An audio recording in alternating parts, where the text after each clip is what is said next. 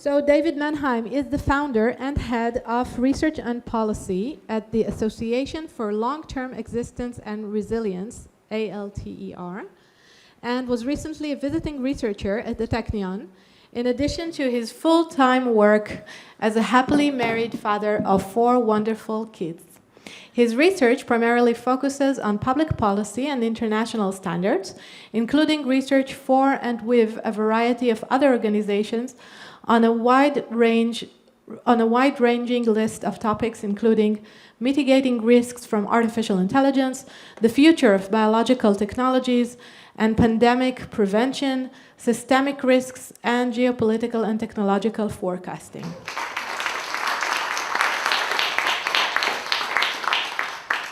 Thank you. I would like to thank the last questioner for their mention of stochastic parrots, queuing up my presentation. So I want to start by saying these models are capable of doing things that I can't, at least.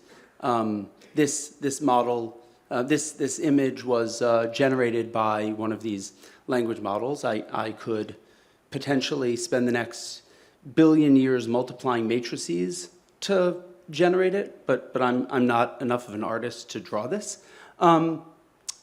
So the question that I want to ask is, what does it mean when we say that these systems are stochastic parrots? And referencing the concept of an undead philosophical argument as one that is used despite having been discussed and refuted. So, the term stochastic parrot, I think many people are aware, comes from a 2021 paper. So what does the phrase mean? I confess ignorance, which is part of the reason that I did this, other than getting to use that awesome picture. Bender et al.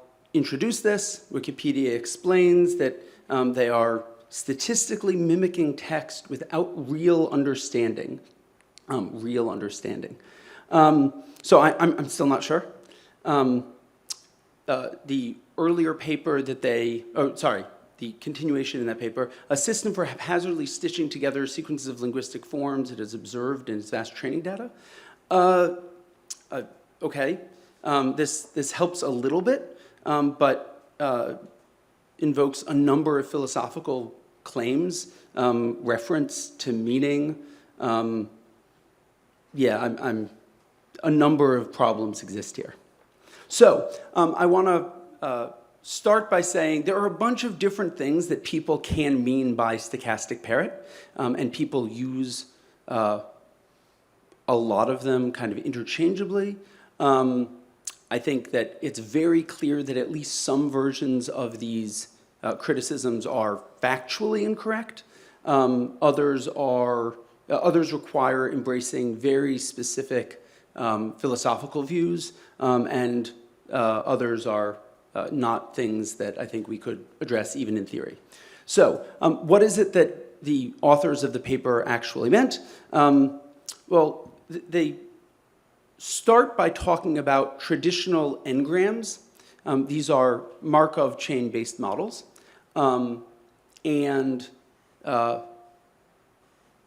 Those systems are, in fact, as I'll point out, what they would mean by stochastic parrots. Transformer LMs do something different and more extensive, but it's not clear in their paper that they understand exactly what it is that they're doing differently. Seemingly coherent because this is a linguistic and interpersonal interaction, which is a very different critique than saying that they're Markovian, that communicative intent is jointly constructed between pairs or groups of humans, again, much more about philosophy of language, whether it's grounded in reality. It can't be grounded in reality because the training data that it used didn't ever interact with reality, which is decreasingly true as models are trained on actually interacting with computational or physical systems. So I think it's obvious that this is several different things.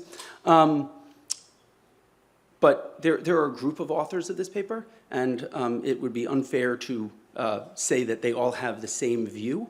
Bender and Hanna are very clear that they think that language models cannot do anything. I don't understand that claim. I think that if people use current AI agents, it's difficult to support that. Mitchell thinks that we should actually be worried because they probably are capable enough to be worrying. Emil and Timnit Gebru have a lot of criticisms of the AI world, but are unclear about whether they're worried about AI killing everyone or deceiving people into thinking that they're conscious. I'm at a philosophy conference, so I will list the fact that there are a lot of different philosophical topics that I am not competent to discuss, but have mentioned. I will thank my language model assistants for pointing to and summarizing a lot of this literature for me.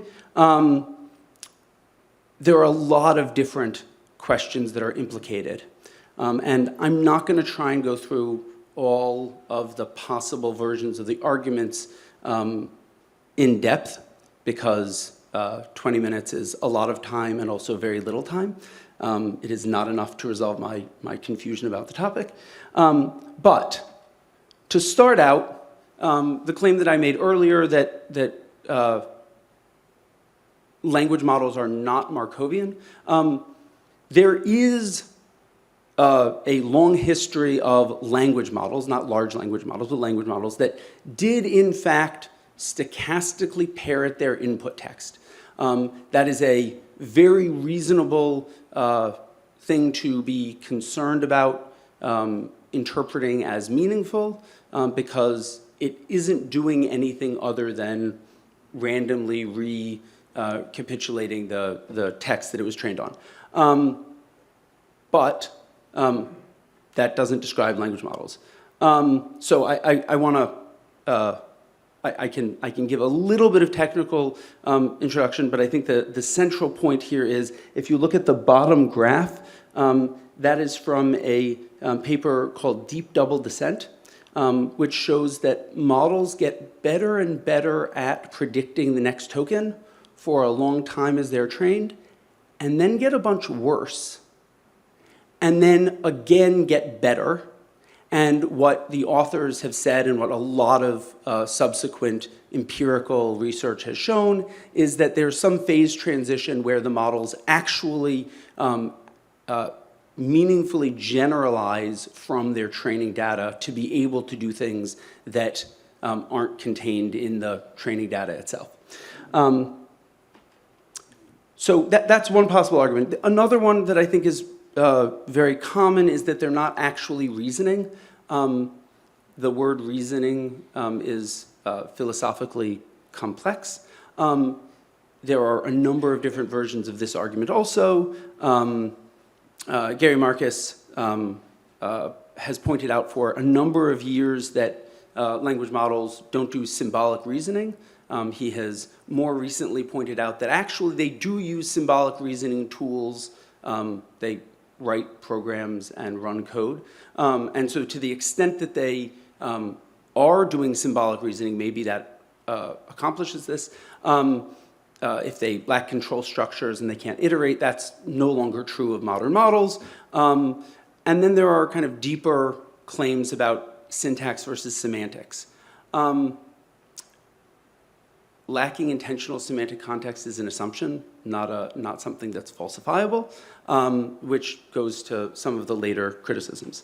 A number of people have said that because language models are the output of a training process, they fundamentally can't be something that reasons, that does whatever it is that we require of human reasoners. This seems very difficult if you look at the top right image. Humans are, despite my kippa, I will say it seems pretty clear that humans evolved. And if they evolved, then they are also the product of a selection process that is not itself intelligent. So if this is fundamentally the objection to language models, humans are also not capable of true reasoning, which may be true. A number of criticisms relate to the fact that once trained, the models can't change themselves. The paper at the bottom tries to argue against this to some extent, but fundamentally, if to reason, a system needs to be able to change its mind, something that many humans aspire to do in the process of conversation and reasoning. They can't do that in some fundamental sense because their model weights reset at the end of a conversation. It's unclear what the unit of analysis here is. If we're talking about a single session, then they do in fact update based on the provided information. If you're talking about across sessions, then modern systems that are able to take notes and access agentic systems that access their own prior reasoning and outputs, in fact, do seem to do this. And going a little bit further than that, there's also the fact that this isn't a fundamental barrier. It's just the way that the systems happen to be implemented. Maybe GPT 5.4 doesn't change, but ChatGPT does because it went from 5.3 to 5.4 to 5.5. So there is some process by which some of the things that, whether or not we're happy about it, a lot of the things that we discuss with the models are then used to train those models. There's another set of objections that I think are very strong, and these are the ones that Mitchell has pointed to, and I think a number of others have moved towards, which is that communication requires some social interaction, and the social role of language models is not one that allows them to do this. I think that this relates very closely to the question of epistemic environments and how it is that we interact with these systems. But the fact that we don't give language models the social role of contributing to conversations is a question about how we use them rather than something fundamental about the model. There are very reasonable and important objections about whether we should put them in the social role of reasoners that we can trust. And I think that those are important questions. It may be, and I've heard this proposed a number of times, that we should never put them in these roles because they cannot experience shame or blame or punishment for the things that they do. That seems like potentially a very good rule of thumb. But fundamentally, that's about whether the models are conscious or have qualia or undergo experience, rather than something about whether we put them in that social role. The fact that we don't give models accountability is very important, and I think an important contingent fact about how the models are being used, but is not a fundamental feature of the model. The penultimate objection is that language models don't have goals. I think that this is a very reasonable critique of ChatGPT and a very, very difficult one when you look at AI agents that, in fact, are given goals. Perhaps goals need to be self-assigned in which case children under the age of, I don't know, 10 probably aren't meaningfully agents. Many adults aren't as well. So the question is what is it that we are requiring of the systems, and do we need the systems to be, again, conscious or have free will in order to count? And if this is the objection of people talking about stochastic parrots, the phrase seems difficult to use. It seems like the wrong phrase to use for that criticism. And finally, there are a wide variety of claims that I think are very difficult because I don't know that they're falsifiable. Do they have internal experience? Do you? I think so. I think most of you do. I think I do. This may be me lying to myself. Maybe there are a number of claims about consciousness. I don't know how to resolve them. Our previous panel seems not to have resolved them either. Maybe they are empirically resolvable, but I'm skeptical. Or maybe fundamentally something that isn't biological can't do this. I don't know what this has to do with the phrase stochastic parrots at all. It's not the argument that the original paper made. It is frustratingly an argument that I keep on seeing people make when asked what they mean by stochastic parrots. And I will say the response by Groke on the right tells you at the very least that they're better poets than I am, which is a very low bar. But if you want to say they're not creative, yeah, I don't know what to tell you.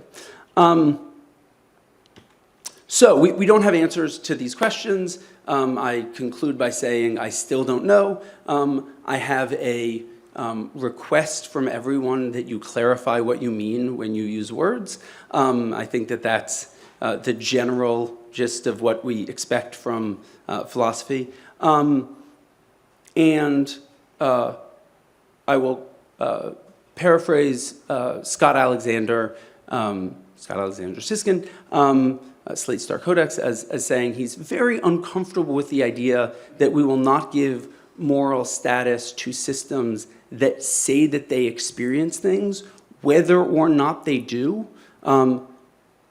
He's uncomfortable with that idea. I think that that is a good source of discomfort.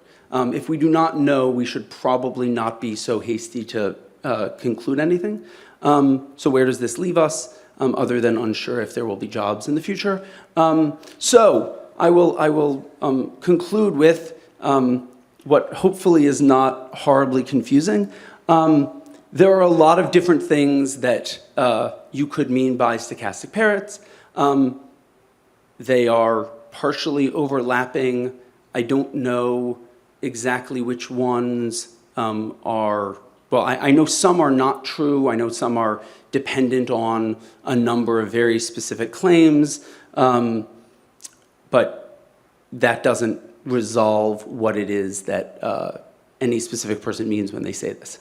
And to actually conclude, maybe we should focus on something else, because there are lots of really important questions about these systems, including a number that the Bender et al. Paper was actually about, other than this side comment about being stochastic parrots in the title, which is all of the harms of these systems, which are real. So I think that there are a lot of things to deal with, and I think that those are the ones that should be focused on. So thank you, and I look forward to questions. Thank you for a fascinating talk. I'm going to use my prerogative as chair to ask the first question, and then let the audience ask something. In addition, I'll just comment before my question that actually it's interesting that you concluded with the Pascal's bet, and I would recommend looking at how Joanna Bryson responds to Dennett when he's saying, let's not take the risk of not identifying consciousness when it is there. By replying, we might also be risking a lot by ascribing consciousness when it's not there. So this is just a comment, but my question was that, first of all, actually, when you use Claude Code, you can ask it to build a program and it will build the agents and set goals for them, right? So if you look at the system could include different LLMs interacting and also agents working, et cetera, and also, as you mentioned correctly through the conversation, we can see that the system changes and also that the system can have memory and also that the system is not the LLM itself. So it's not the LLM itself that we're currently discussing. It's actually the system, and then the question arises whether it's possible that the LLM is a stochastic parrot, but the system is not. Mel Mitchell has said the same, that AI is not a stochastic parrot, even if language models are. I think that there's a legitimate case for that. It greatly restricts what it is that the claim that's being made is greatly restricted. When I use Claude Code, yes, but also when I use ChatGPT via the web interface, it's also accessing things, changing its own context, doing internal reasoning. So I don't know where the line is drawn. I think that some of the arguments are more supportable if you're talking about GPT-3. They are somewhat less supportable, but still reasonable if you're talking about GPT-4 or maybe even 4.0. They are difficult if you're talking about the current generation of models, and they're incredibly difficult if you're talking about agentic systems, including... I think that it's a legitimate criticism. I also don't think that it clarifies what criticism is being made.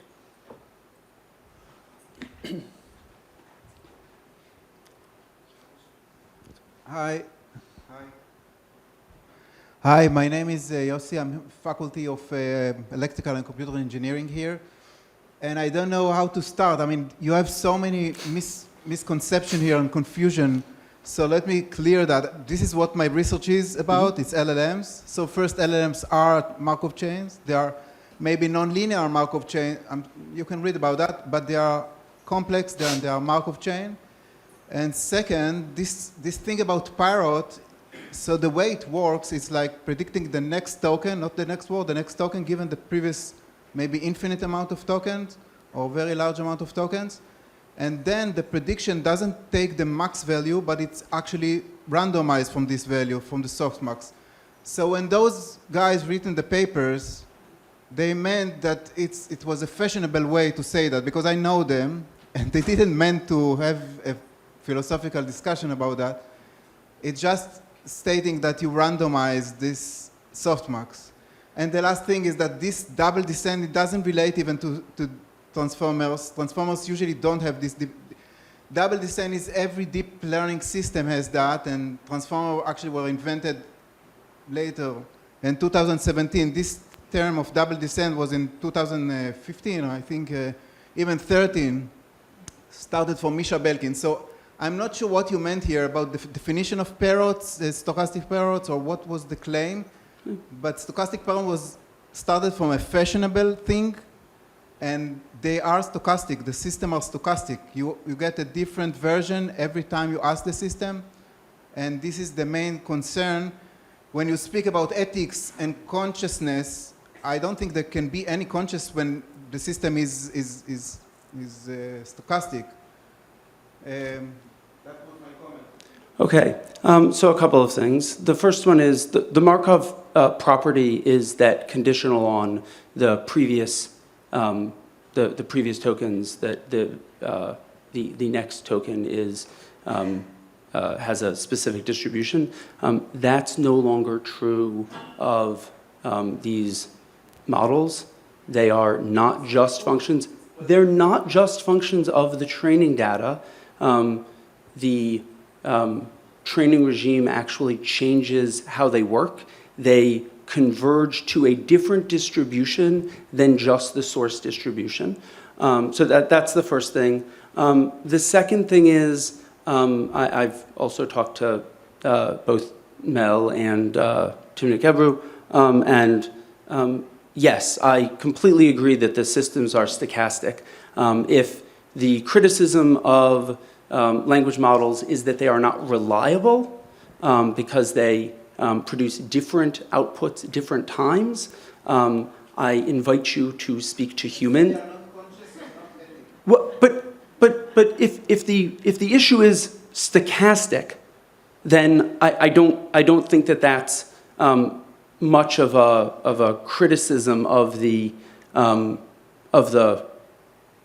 systems as not able to do things. And again, I don't think that they're, I think it's clear they're not just parroting the training distribution, especially systems that undergo post-training and RL fine-tuning. And then I think the last point, I'm not recalling, apologies. I think stochastic humans is... What? No, I was just going to say that I think that stochastic humans and machines could be a good title for your next paper. So thank you very much.